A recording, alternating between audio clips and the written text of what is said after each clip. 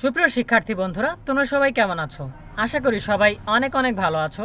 তোমরা যারা আগামী বছরের অর্থাৎ 2024 সালের এসএসসি ও সমমান পরীক্ষায় অংশগ্রহণ করবে, তোমরা দেখতে পেয়েছো যে যশোর বোর্ড থেকে তোমাদের টেস্ট পরীক্ষার রুটিন দিয়ে দেওয়া হয়েছে এবং যশোর বোর্ড থেকে নির্দেশনা দেওয়া হয়েছে যে বোর্ড থেকে সরবরাহকৃত প্রশ্নপত্রে টেস্ট পরীক্ষা গ্রহণ করতে হবে।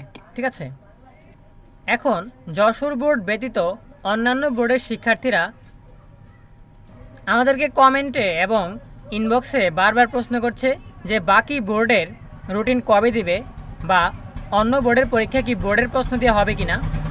অর্থাৎ যশোর বোর্ড যেমনইভাবে তাদের বোর্ড থেকে প্রশ্ন দিবে এটা নিয়ে এবং টেস্ট পরীক্ষার রুটিন নিয়ে নোটিশ দিয়েছে, অন্যান্য বোর্ডগুলোর নোটিশ কবে আসবে সো সে বিষয়ে আমরা বিস্তারিত কথা বলবো আজকের ভিডিওতে।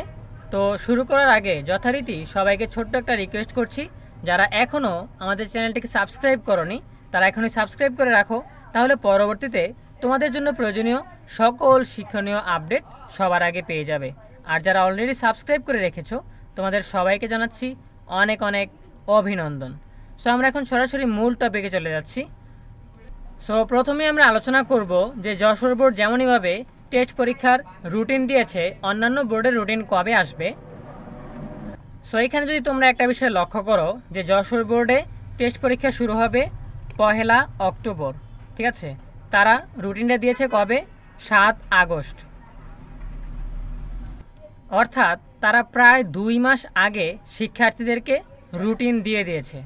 ঠিক আছে, সো এখন আমরা বুঝতে পারতেছি যে অন্যান্য বোর্ড থেকে রুটিন প্রকাশিত হবে না, কারণ হচ্ছে তোমাদের অক্টোবরের শুরুতেই শুরু হচ্ছে টেস্ট পরীক্ষা। এখন আজকে হচ্ছে 18 তারিখ, তো আর মাত্র 10-12 দিন সময় বাকি আছে। এর মধ্যে যদি বোর্ড থেকে রুটিন দেয়ারই থাকতো তাহলে অলরেডি দিয়ে দিত, কারণ পরীক্ষার কমপক্ষে 15 দিন আগে তো রুটিন দিতেই হয়। এখন সময় বাকি আছে মাত্র 10-12 দিন, এর মধ্যে তোমাদের টেস্ট পরীক্ষার রুটিন দেওয়া হবে না, তোমাদের স্কুল থেকে রুটিন দেওয়া হবে। আশা করছি অনেক স্কুল অলরেডি রুটিন দিয়ে দিয়েছে, সেই রুটিন অনুযায়ী তোমাদের পরীক্ষা হবে।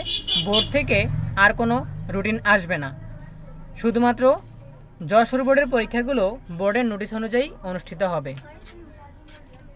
আর অন্যান্য বোর্ডের পরীক্ষা নিজ নিজ স্কুল থেকে দেওয়া রুটিন অনুযায়ী অনুষ্ঠিত হবে। ঠিক আছে, এবারে আমরা আসি দ্বিতীয় প্রশ্নে।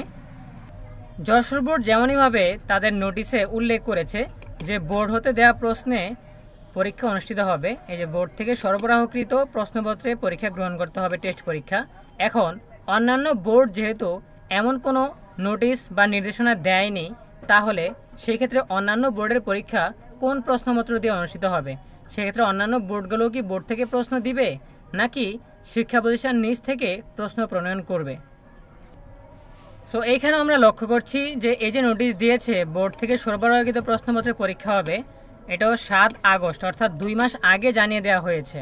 ঠিক আছে, এখন অন্যান্য বোর্ডগুলো যদি এই নির্দেশনা দিয়ে থাকতো তাহলে অবশ্যই আগে থেকে জানিয়ে দিত। এখন পরীক্ষার মাত্র 10-12 দিন বাকি আছে, এর মধ্যে অন্যান্য বোর্ড জানাবে না, কারণ প্রশ্নপত্র তৈরি করতে অনেক সময় লাগে। এই জন্য বলা যাচ্ছে যে শিক্ষা প্রতিষ্ঠান নিজ নিজ দায়িত্বে প্রশ্ন প্রণয়ন করবে। তোমাদের স্কুলে যে যে বিষয়ে পড়ান, যে যে বিষয়ে ক্লাস নেন, সে বিষয়ের প্রশ্ন প্রণয়ন করবেন।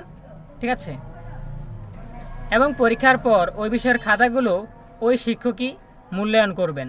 ঠিক আছে, সো আশা করি আজকের ভিডিও থেকে তোমাদের টেস্ট পরীক্ষার রুটিন এবং টেস্ট পরীক্ষার প্রশ্নের ধরন নিয়ে যে কোনো কনফিউশন দূর হয়েছে। এরপরও তোমাদের যদি কোনো প্রশ্ন থাকে তাহলে অবশ্যই কমেন্টে জানাবে, আমরা অবশ্যই কমেন্টে রিপ্লাই দেওয়ার চেষ্টা করব। সো দেখা হবে পরবর্তী আপডেট নিয়ে নতুন কোনো ভিডিওতে। সেই পর্যন্ত সবাই ভালো থাকো, সুস্থ থাকো, সকলের জন্য রইল অনেক অনেক শুভকামনা।